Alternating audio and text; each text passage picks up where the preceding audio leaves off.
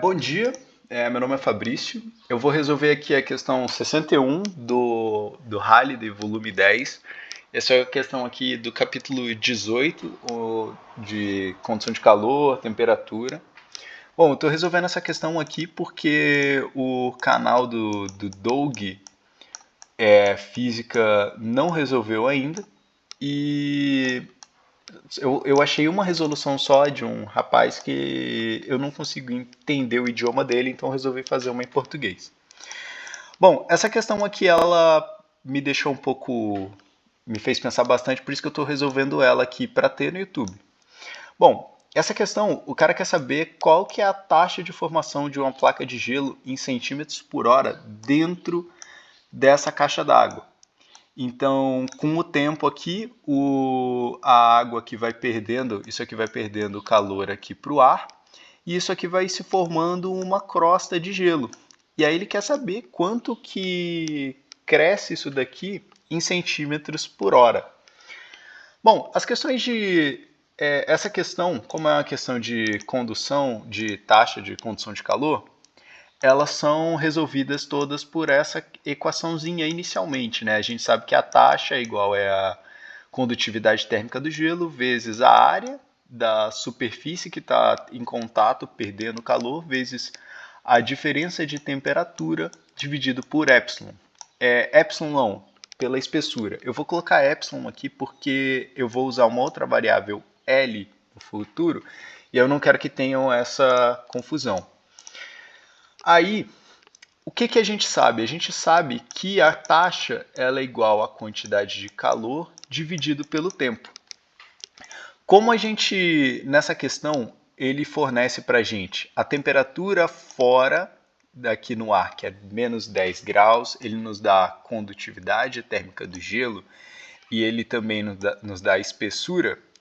Com essas informações, a gente assume que aqui dentro a água está a 0 graus. Ele não deu essa informação aqui para a gente, mas a gente vai fazer a equação de uma forma que, que a água ela não precisa variar a temperatura. Ela só precisa de perder calor para se tornar gelo.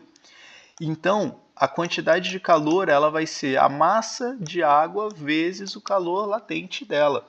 E aí, a gente vai substituir aqui nessa equação e vai ficar m vezes L, que é o calor latente de fusão da água, dividido pelo tempo.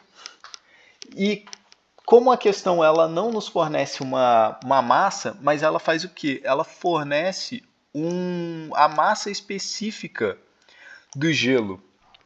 E aí o que dá para a gente fazer? A gente consegue transformar essa massa daqui. Lembrem que a densidade é a massa dividida pelo volume. Então, o volume vezes a densidade é igual à massa. Então, o que a gente pode fazer? Com essas equaçõezinhas aqui, essa adaptação que a gente está fazendo, desenvolvendo a primeira equação, a gente vai ter que, substituindo tudo isso aqui, ó, substituindo isso daqui por isso daqui e, eventualmente, substituindo o m por isso daqui, a gente tem o quê? Que o ρ vezes o volume dividido pelo tempo é igual, vezes o calor latente, é igual à condutividade térmica do gelo, vezes a área, vezes a diferença de temperatura, dividido pela espessura. Mas aqui tem a parte, o pulo do gato, né? O que é o volume de um cilindro, né? O volume é a área da base vezes a altura. E é exatamente isso que a gente quer encontrar. A gente quer encontrar essa altura, porque a gente vai formando uma camada de gelo aqui, e é essa alturinha que a gente vai querer encontrar no final das contas, a variação dessa altura por tempo.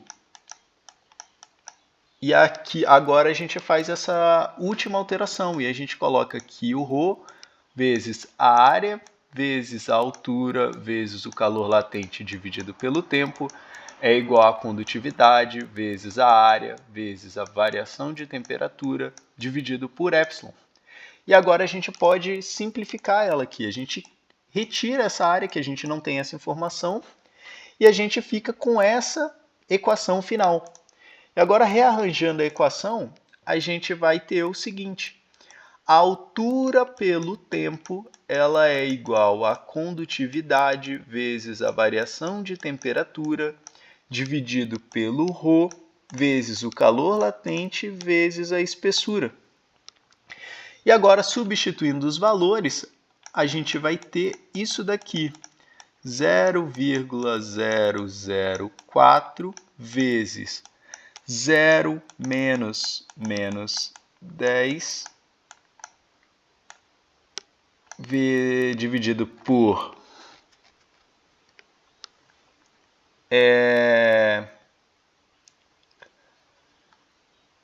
o que é mais que tem aqui de informação? Dividido pela espessura, dividido por 0,92, dividido por pelo calor latente da água, né? Que é 80 calorias por grama, se eu não me engano. E agora, resolvendo essa equação, a gente tem 0,004 vezes 10 dividido por 5 dividido por 0,92 dividido por 80. A gente encontra essa informação, que a variação de altura por tempo é de 1,08 vezes 10 a menos 4 centímetros por segundo. Só que repare que ele quer, aqui na equação, por hora. Então a gente multiplica esse valor por 3.600 vezes 3.600 e a gente fica com 0,39 centímetros por hora, que é aproximadamente 0,4, que é a resposta do livro.